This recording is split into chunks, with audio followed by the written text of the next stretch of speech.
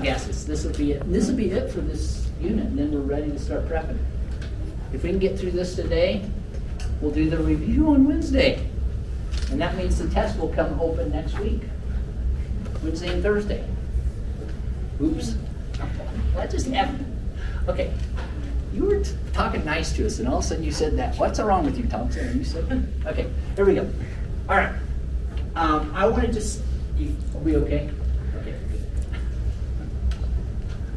good. Gases. Let's talk about gases for a second. The main thing I would start off by making you understand about gases is the way you measure them is by volume. So if I measure a gas, if I put a gas somewhere,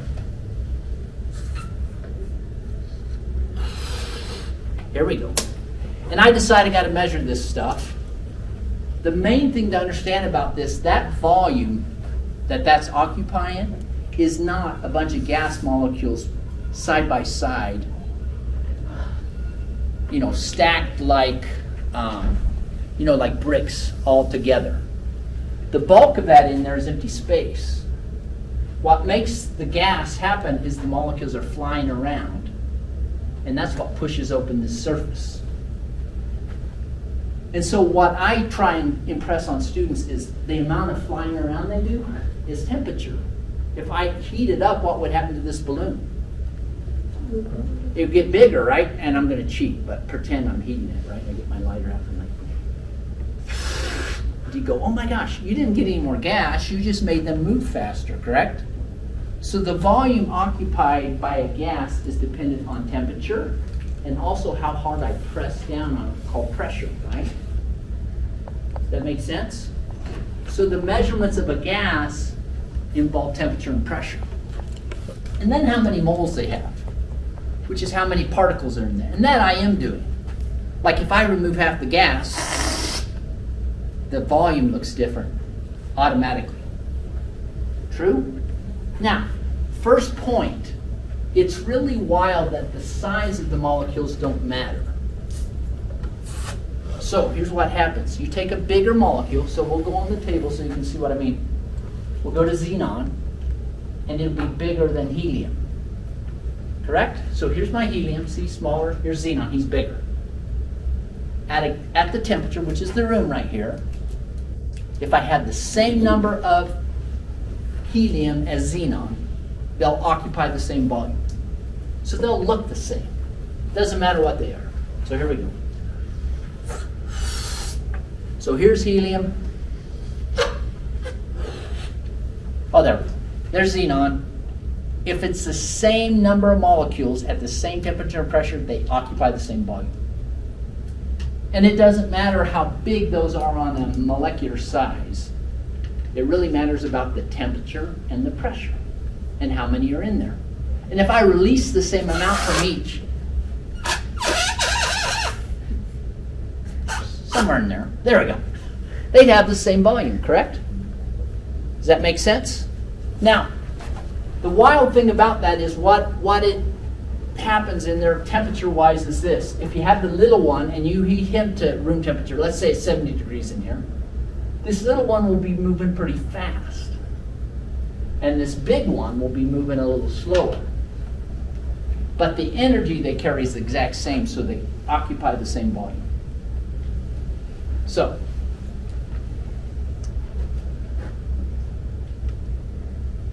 small molecules move fast. Large molecules move slower. There we go. I over-exaggerated, but the same idea, yeah? And then they occupy the same volume. And you guys, I mean, if you're like, well, how does it push the same? Well, just have that idea, like, right? Your little nephew runs into you, you're like, yeah, no big deal. Even if he's going full speed, like hits you, and you're like, whatever. Then the uncle runs into you, but moving kind of slow. Same effect, right? It's just that's the same idea. Does that make sense? So at the same temperature, the molecules have the same kinetic energy. Small ones move fast, large ones move slow, but they occupy the same volume. What does that mean to you? Like if I'm measuring how much gas I have in there, I got to measure three things. Pressure, temperature, and how many, right? Actually, 4 things: pressure, temperature, and volume, and how many. So there's a lot to it. Okay, so I'm gonna show you what you have to measure.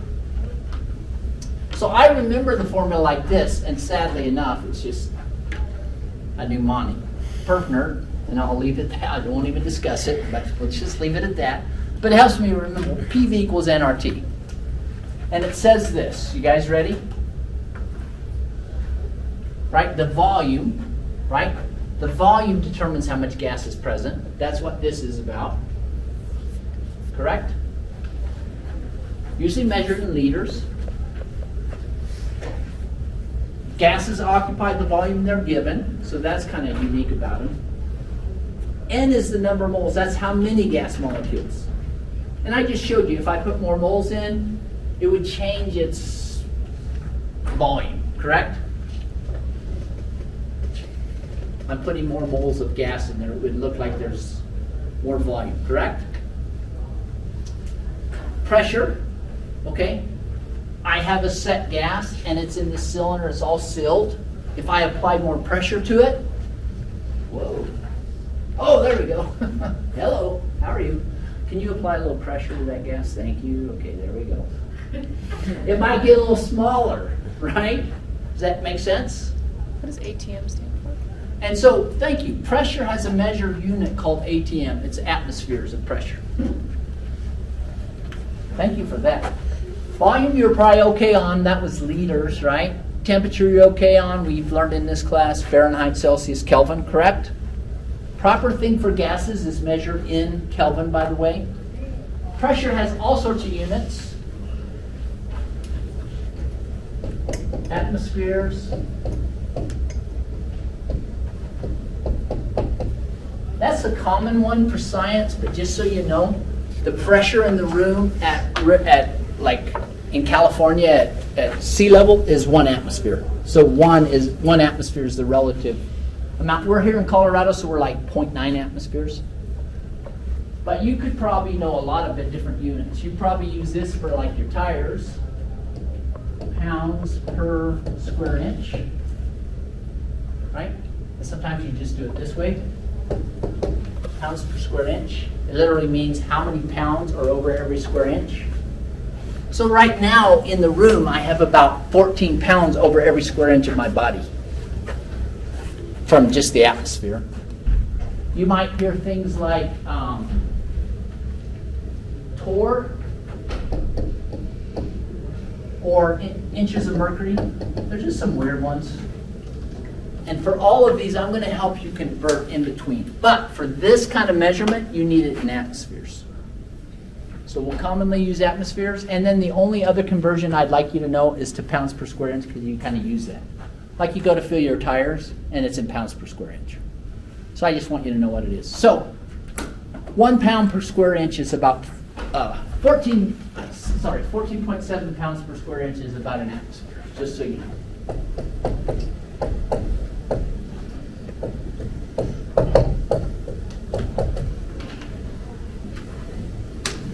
So the air pressure in California is about 14 pounds per square inch, 14.7.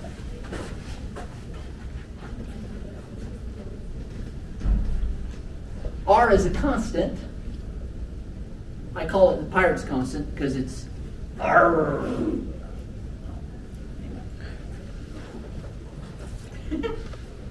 Universal gas law constant, that's appropriate too, if you want to be nerdy. It's 0.0821 liters, that's the volume unit. Atmospheres, that's the pressure unit. K, that's the temperature unit, and of course moles. Okay, is Kelvin. And K is in Kelvin. And look how you might write this. Does this make sense? It's liters atmosphere per every K mole. But sometimes K moles are written on the same line and you put minus powers on them. I know. It's just a math. It's weird. That's just what that's doing. Why are they doing that? That way you don't have to work with this with a computer. It's just a pain, right? You can't type that in your computer. So what we do is we put K raised to the -1 moles to -1. Is that okay? You see what I'm saying by that? Okay. All right. Now, remember Kelvin measured motion, right? It really is like you double the temperature, you're doubling the speed.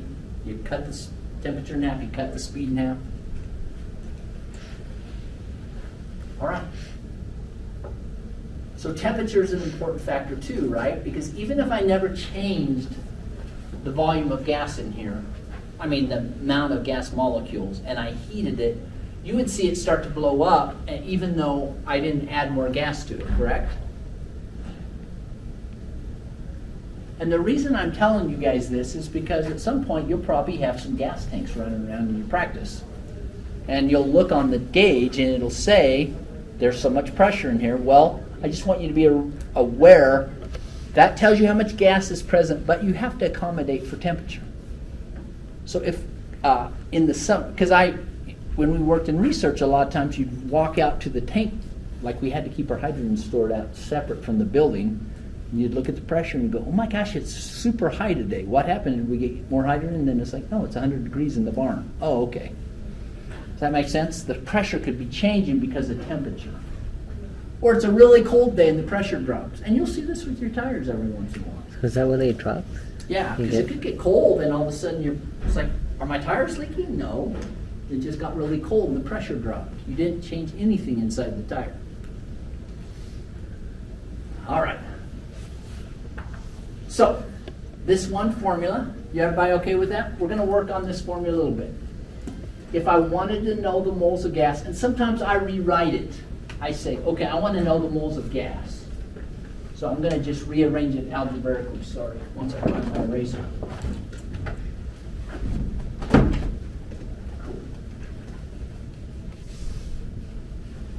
I'm looking at my watch because it's like, this is, I don't want to talk too much because we've got to do something here in a minute because this pressure's fun to play with. All right, if I wanted to know the moles of gas, I could do this. If I knew the pressure, I knew the volume, I divide it by the number of moles, and then,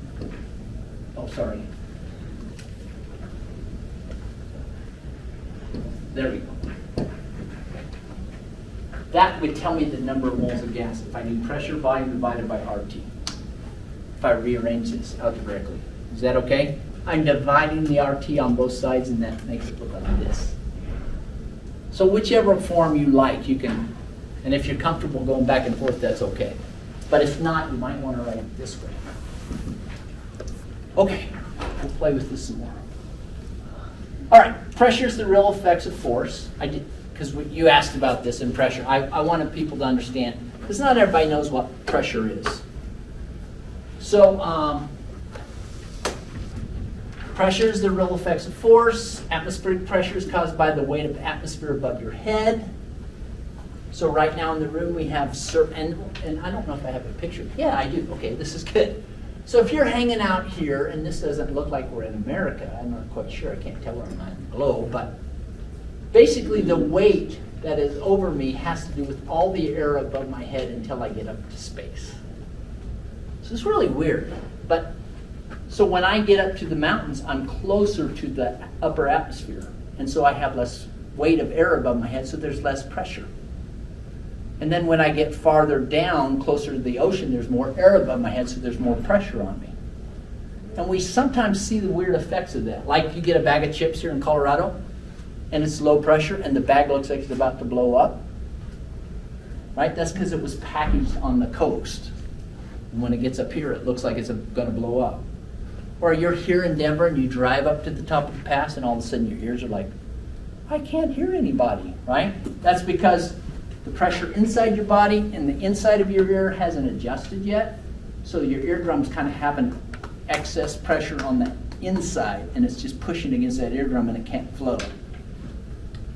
Until you chew gum or you yawn, and then all of a sudden that equalizes, and then it's back to the same pressure on both sides, and then it vibrates. I'm going to talk about atmospheric pressure. This is kind of a fun thing. Here, I'll show you. Let's see. This is here we go. Atmospheric pressure. This down. All right, so there's around 14 pounds per square inch on everything in here right now. So I can prove that. This is kind of cool. That's about a square inch. Agreed? So I got 4 of those. So that's like 28, what is that, about 56 pounds. There's literally 56 pounds pushing on this. But there's also 56 pounds pushing on this, so I can't tell. Correct? So there's 56 pounds pushing on this, and there's 56 pounds pushing on that. But I can't tell, right? Because they're pushing equally on both sides. But if I do this, right? This has 56 pounds pushing on that side. That's 56 pounds pushing on that side. So actually they're held together with quite a bit of force. Correct. What? That's weird. Now, if I act against that, where I'm not fighting against all the pressure, that little thin surface there. You ready? Grab hold again. That's a lot easier. Isn't that weird? And that's suction. That's how suction works. So I'll pass this around because you guys might want to play with that. Because maybe she's like, you guys work together. You're pretending, right? But you can pass that around and see. Well, that's kind of weird. But just try that, and you'll see that's atmospheric pressure. And it's acting on all sides of us simultaneously. So right now, my innards, because, right, they've adjusted to the outwards, and so it's not an issue. But if I get in a situation where that shifts quickly, like I get to the bottom of a swimming pool, the weight of the water now acts on the outside, but the inside hadn't adjusted, and I feel pressed down on it. Like I feel the pressure, right? And sometimes when again, you guys are aware of those examples, right? So we'll pass that around. You guys can play with this. It's kind of cool. I think these are fun. Kind of helps me understand atmospheric pressure. Okay. Let's see what else we got. Let's see if I got a. Oh, yeah. Your demo. Good job. I need to pay you for your work today for helping me teach. Atmospheric pressure always decreases with altitude because you have less air above your head. So again, average sea level pressure, 760 millimeters of mercury, which by the way translates to 1 atmosphere. And I'm going to tell you any other conversions you need. Like if I do something in millimeters of mercury, I don't tell you how to convert that. 760 millimeters of mercury per 1 atmosphere. All right? But yeah, when you get to the top of Mount Everest, it's wild. It's only 250, it's a third of what it is at sea level. So that's really lightheaded, right? Which is also why the air is less compact and there's less oxygen per volume. So when you go like that, you're a lot less oxygen per given volume. And that's why when you get to high altitude, sometimes you're sucking air because there's not as much oxygen. That's what you're really sucking. Didn't realize it was. Right? Now, the other part of this, and this I would like for you to know, is that the boiling point changes too. So one of the things about boiling is I got to get this up to speed so it breaks apart from the intermolecular force caused by what? Why does this water bond to this water? Hydrogen bonding, right? Good. And if I can break that, it'll boil. So I can break it in one of two ways. I can make it go faster. So if I get above 90 here in Denver, it starts boiling, correct? But the other way you can do it is if you lower the pressure above the headspace. So if I can lower this pressure, it can break out easier because the pressure kind of holds it in. Right? So what happens is when you're at Los Angeles, right, there's a lot more pressure, so it boils at a higher temperature before it breaks out. And when you get to 100, right, I can finally get enough energy on that it starts boiling. Right? Because I have all this I have to break through. When I get to Denver, and our start boiling, I have less energy needed to break through, correct? So the temperature isn't 100 anymore. It's more like 90. And if you don't believe that, boil some water on your stove and put a thermometer in there, and you'll see it doesn't boil at 100 anymore. It boils less. Here it boils at 90. And so we learned some tricks if I need to get my water hotter. Like I need to boil at 100 still. Like I need my water hotter. Anybody, any cooks know what you do to the water? That's all. You pour salt in it. And we learned this in class, right? If you increase the concentration, what happens to the boiling point? So, increase the concentration, the boiling point goes up. Which means it boils at 100. So sometimes you're cooking with salt water and you may have never understood why you're doing it. It boils hotter. Is that a problem for like killing bacteria? Is it harder to kill, like if you're boiling water for safety purposes and you're at a higher elevation? Yeah, it's not as effective. It's not as effective. That's right? correct. So yeah, and so in that case, the other plan is if you're in a practice that uses sterilized water, they increase the pressure. So they put it in essence, a crock pot. They put it in something that will hold more pressure, a sterilization chamber. It builds up more pressure, so therefore it can boil hotter, as opposed to putting salt in there, which could cause any problems. It's good. It's good. Perfect application. There you go. All right.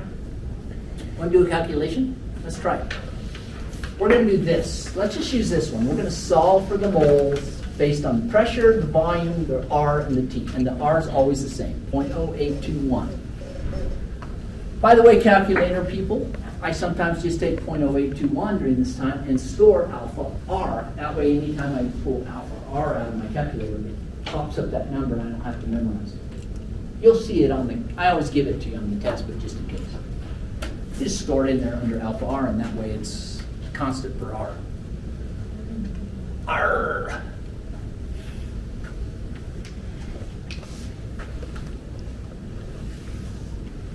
There, I tried the bad joke. Should I give it a You know what the pirate's favorite letter is, don't you? Anybody? R. No, actually it's the C. Ah, see what I did there? Okay. Thanks for helping me out. You too. You know, I gotta buy you guys a meal or something. Help me out today. The C.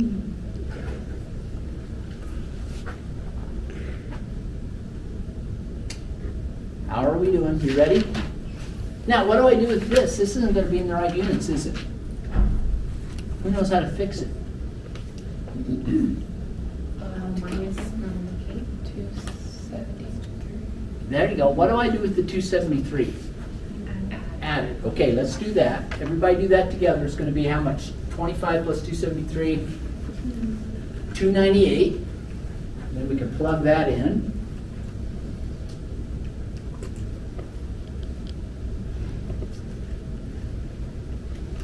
Good.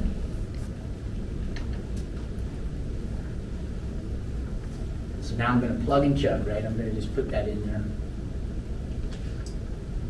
Now, do you see what I did here, by the way? This is this is on top. 2 times 4, that's on top, correct? R is on the bottom. But it has these weird units. It's liters atmosphere per K-mole. When I put it on the bottom, it flips.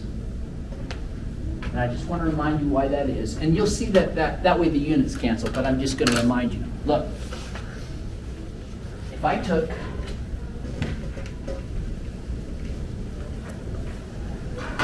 four and I divided it by 1/2, which is really what that means. You know, I've got a 4. Correct? I invert and multiply, correct? I actually take, oh wait, what I do is this, I go 4/1 and then I invert and multiply, correct? So if I'm dividing by this, I'm going to pretend it's a fraction, because it is.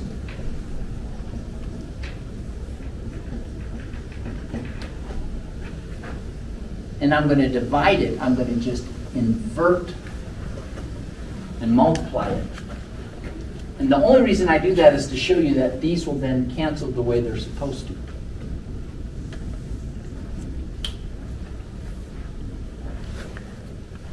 because the R's on the bottom, which is the same thing as inverting and multiplying, and that way the liters cancel, the atmospheres cancel. What else cancels?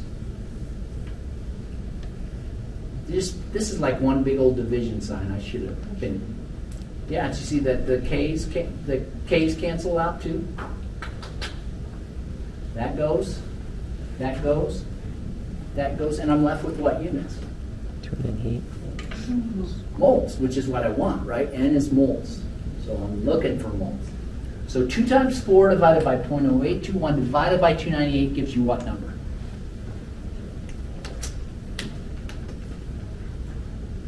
Don't be shy. Throw one out and then we'll see if we agree. What's the number you think you get? 0 point how much?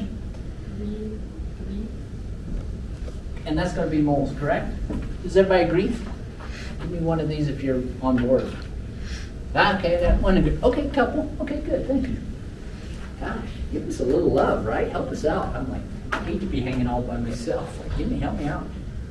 Good. We agree. At least 4 of us agree. Is that okay? Yeah. Good. How was that? Wasn't it inherently flipped? Isn't R and T, you're dividing by R and T? Yeah, anyway? but I'm just showing you the units originally were on top, right? They're literally liters per atmosphere per kmol. So when I divided it, flips, and that puts the kmol on top, which is good for canceling. So it does what it's supposed to do. Cool. Now, you'll sometimes hear something called standard temperature and pressure. That usually is 298.15 and pressure is 1 atmosphere. And that's because any gas work, right? You can imagine, because of what I just told you, that the gas is very dependent on a lot of things. Temperature, pressure, how many, and all that stuff. We have to kind of just use a standard temperature and pressure when we're measuring things. So if I calibrated a flow meter like for your job, I'd want to do it at standard temperature pressure and say, oh, this means 2 mils of, nitrous per minute. It's calibrated at the same temperature and pressure. So anytime you hear standard temperature pressure, that usually means 1 atmosphere and 298. That's what it usually means. But it depends what organization, so that's a side note. Okay, let's take a break. When you get back, we'll start playing with, besides just the straight up solving, which is the first thing you would do, like, hey, I have 4 of these, find the 5th. Right? I have these 4 things, find the moles. That's one calculation. When you get back from break, what we're going to talk about is, okay, what happens if you just double the volume? What would happen to the pressure? What would happen if you just doubled the temperature? What would happen to the pressure? We're going to mess with that for a minute. Okay? So take a break and we'll be back and we'll do that. Are we ready? All right, so now the next thing I'm going to teach you is I want to show you how to do calculations if you change one of the parameters. So again, when I measure a gas, right, to figure how many moles, got no pressure, got no volume, and I got to know temperature. And then I could tell you how many moles of gas are in there, correct? How much? But then as we know, if I shift the number of moles, obviously then the gas volume will change, right? Or if I heat it like this, right? If I have gas in a balloon and it has a set number of moles in it, if I heat it, it will look bigger, but I didn't get any more gas. Correct? So I want to know how things change when I change the temperature. So how did the volume change when I changed the temperature? That would be the question I would ask myself here. So if I knew the original volume and said, oh, this was 1 liter, then if I doubled the temperature, what would the new volume be? You with me? So we're going to work on those kind of things. So here's the key to it, is it's all about PV and nRT. PV equals nRT. It's all based on the same formula. What's not changing under any conditions of that formula? What's always the same? R. R is always the same, correct? So then if I want, I could say in conditions 1, do you see what I'm saying? Here's this balloon. This is one set of conditions. I'm putting a 1 on everything. And then this is conditions 2. You with me? But what is the same in both conditions? R, correct? So I'm going to do just a little math trick on that. And instead of solving like this, I'm going to solve for R. And I go, okay, if PV equals nRT, and I solve for R all by itself, I'd have PV. Anybody know what I'd be dividing by? Solve for this. NT, correct? I would divide both sides by NT. Does that make sense? Correct? If that's true, that equals R and that equals R, correct? So don't those equal each other? If that equals R and that equals the same R, don't they equal each other? So this formula is the way you can convert between any changes in conditions. If I have one set of conditions, P1, V1, N1, T1, I can figure out the new conditions, P2, V2, N2. All right? You with me? So this is our second formula. First formula, PV equals nRT. Or if you're being fancy, N equals PV over RT. Second set of formulas, PV over NT equals PV equals N over NT. Those will be given to you, you just need to know how to use them. Now, when I talk about things that are balloons, like this, between these two things, this condition and this condition, what hasn't changed besides the R? N. You should have the same moles in both sides, don't you? The moles of gas in here are the same as the moles of gas in there. They're just moving faster or have less, right? In this case, moving faster. Agreed? So in that case, I don't need the N, do I?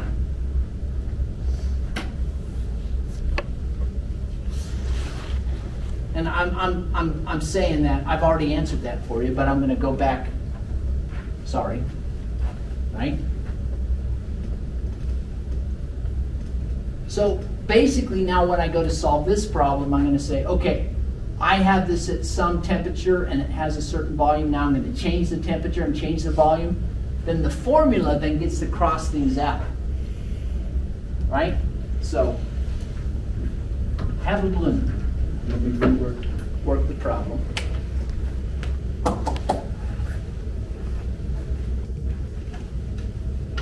Slides look a little.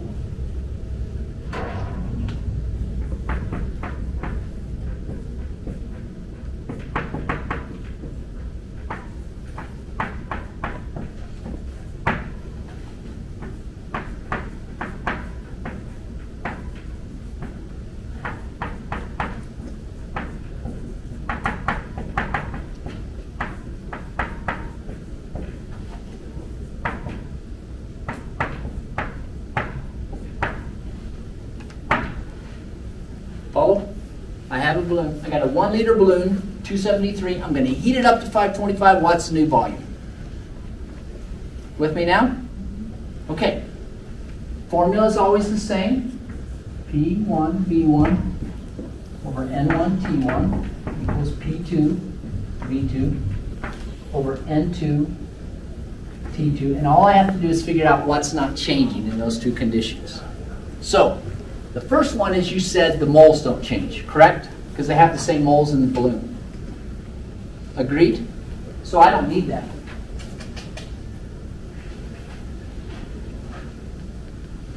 When you're talking about the pressure on a balloon, you're talking about the external pressure on a balloon, by the way, not the internal pressure.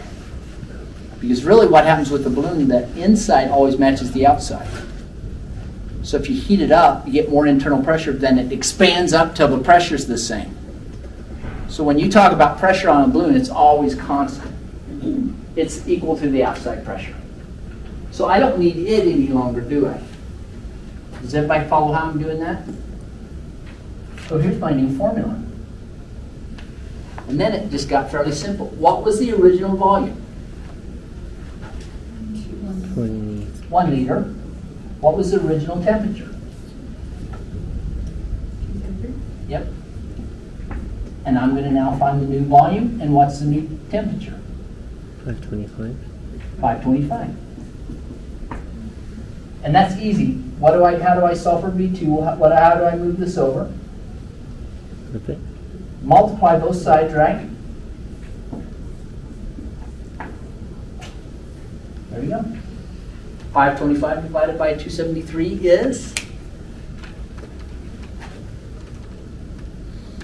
Anybody? 1.92. How much? 1.92. 1 point what? 92. 1.92 liters. So it's going to get a little bigger. Almost twice as big. See how I did that? I can do that for any change in conditions. Stuff? All right, now we're going to do another one. I got half a liter of argon at 1 atmosphere. So here it is in here. It's in a jar. It's a liter jar. I got a half a liter of argon in there. And it's heated from 20 degrees, and I heat it up to 100. Now the pressure is going to increase, right? Because is the volume changing? No? So now the pressure is going to change, correct? So now, first question. If I'm worried about the speed, should I use Celsius or Kelvin? Kelvin. Okay, we're going to change these both to Kelvin. Good stuff. I'm going to make this little so you can see that process. The exact same process you guys are going to do. I want to make it like it's a mystery. Ooh, man, someone's been working on this board. Okay, so you ready? You guys help me. 20 plus 273 is how much? 290? 293? Is that okay? And then this one, 100 plus 273? Hello? 370. Perfect, thank you guys. Is that good? Can you remind me again what you got? 273. Yeah. 100 or 20 degrees plus 273 equals 293. And then you always add 273 to Celsius to get Kelvin. Oh, that's right. That's right. How's that? Yep. I So remember. 100 plus 273 is 373, right? Yes. Okay, now watch. We go to the formula. Same formula every time. We look at the thing and we say, oh, I'm going to heat up this jar. Do I change the moles of gas in there when I just heat it up? Nope, so I don't need that, do I? Don't need that anymore. Is the volume of the jar changing? Nope. Don't need that anymore. Correct? Here's my formula. What's the original pressure?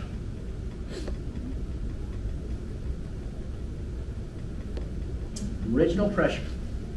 1 atm, correct? Cool. What's the original temperature? 293 K. Perfect. I'm going to find the new pressure, correct? At what temperature?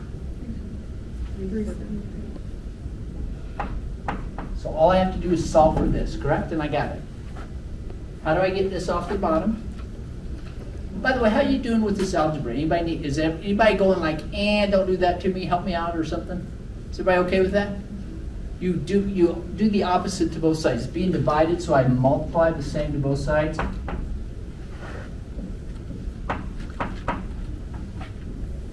Pressure equals this divided by that, correct? What is that? 1.27.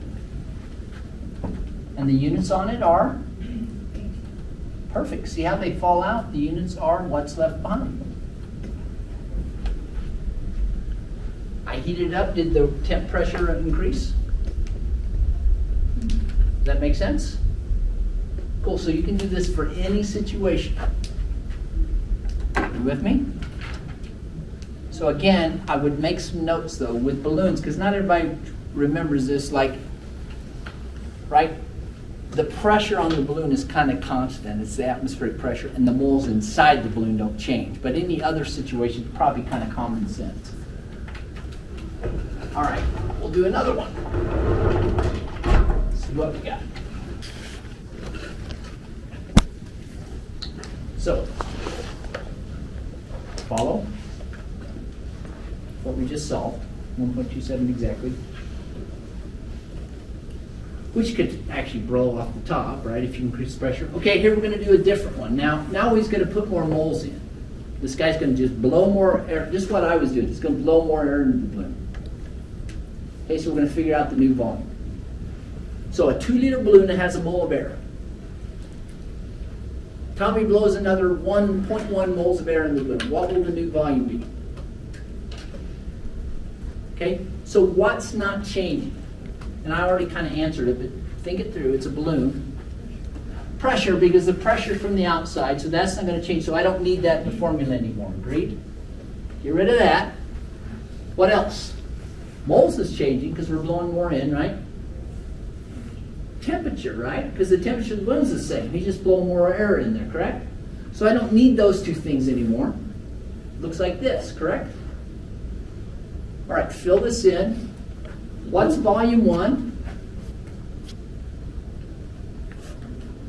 2 liters. Plug that in.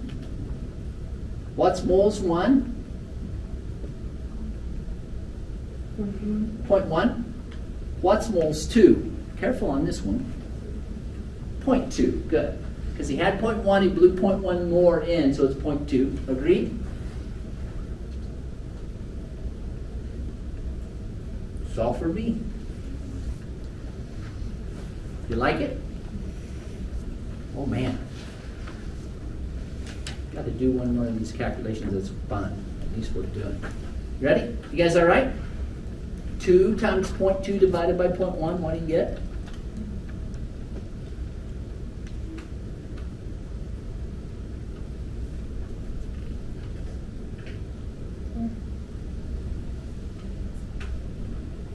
You guys have calculators, help me out.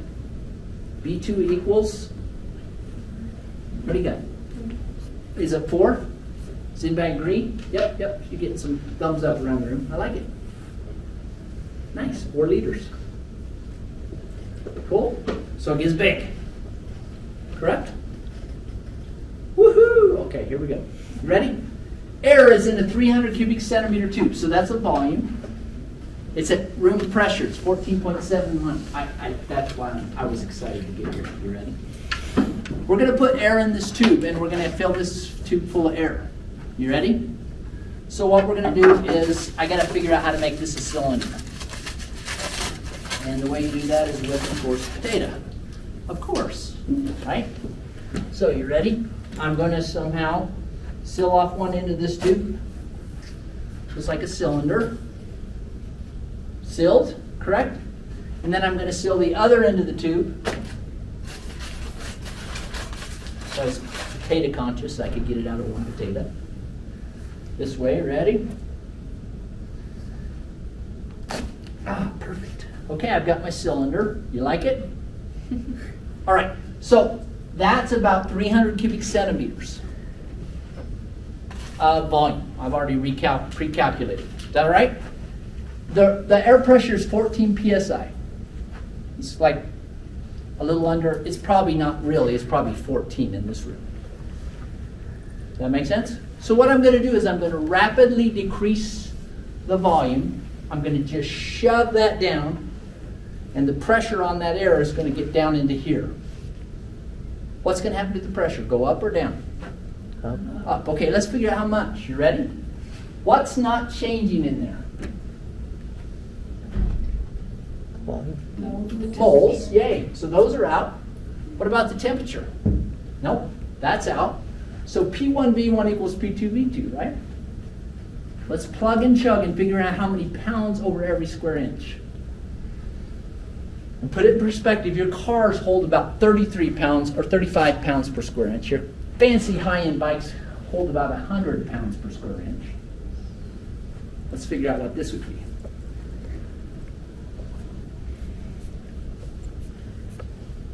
Oh man, you're on the clock. You're doing good.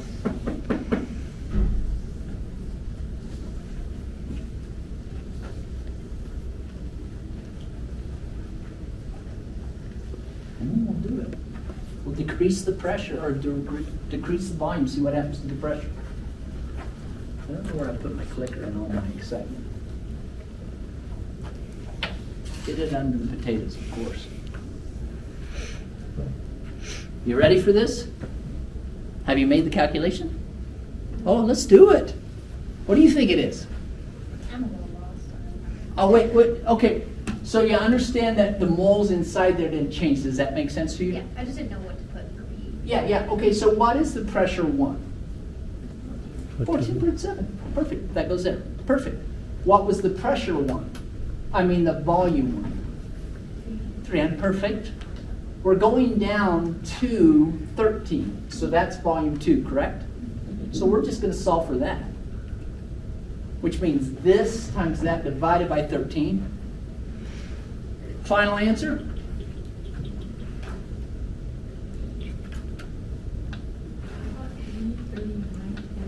$339.2. You guys agree? That's almost 300 pounds every square inch. Holy crap, that's a lot of pressure. That's like 3 times more than the pressure on my bike tire. See if that's true. Okay, got it. Plug in, right? Does this look right now? And divide by that 13. It's good that everything cancels, by the way. Right? These two are going to cancel. You'll be left with PSI. 339. You guys agree? Shall we do it? See what happens? You think it'll explode? Maybe. I'm feeling good about it. Excited? I'm scared too. Okay, you ready? Oh my gosh, yes, it works. That's perfect. That's awesome. You guys have kids? Yeah, you might want to do this. It's pretty fun. All right. Or if you're like me, you are a kid, you can do it for yourself and then like terrorize everybody in your apartments. So is this potato that's here now, is that the one that was on the other end? So it went all the way through? Yes. Okay. Except I think they're all out. They're all, oh, that's the pole. Yeah, my So it potatoes doesn't are all leave down anything- there. They're on the wall. Yeah. Got it. Good? It didn't leave anything behind. Yeah. You like it? Good. Makes sense? Oh, cool. So we have lots of practice. You guys got to go, but this will be good to practice. We got 4 minutes. See if I got anything else to show you before you leave. Okay, here's one to try. I'm going to try this one out. All right, let's try this. We'll see how it goes. All right, we can try this. I'm going to. There's a balloon in here at a set pressure. Right, so the air inside that balloon's constant, correct? So what I'm going to do is I'm going to drop the pressure on the balloon. What should happen to its volume? What's the opposite? What should happen? Try that. What would happen if the pressure went down to the volume on the balloon? It So- would go down as well. Let's say the volume is whatever, 10 square inches or cubic inches, right? And we're going to use that same formula, right? It's P1 equals P2 V2. And let's say it's 14 PSI in here. So we're going to do this, and we're going to drop the pressure down to like 5 PSI. What should happen to the volume? Goes which way? Down. You ready? So 10 times 14 divided by 5. Somebody do the calculation real quick.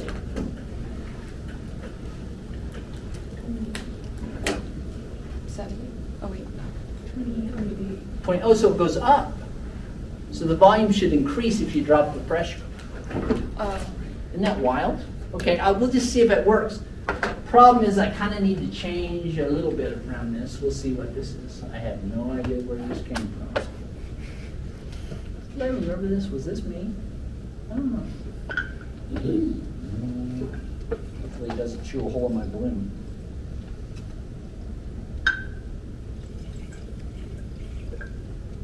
We'll see if we can change the volume on this balloon. All right, here we go. Whew. You ready? put it here so I get a free hand. Okay, ready? There we go. It's barely, you can see it.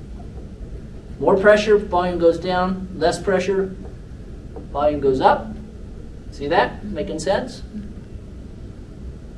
Cool. And the reason I had to put the air in there is because I got to make the pressure differential, like the volume differential, a lot different. Right? Make sense? Cool. All right, so that's the last of those calculations. We may have just a bit to tidy up when we get back on Wednesday, but beyond that, we're going to review for the tests and after the races.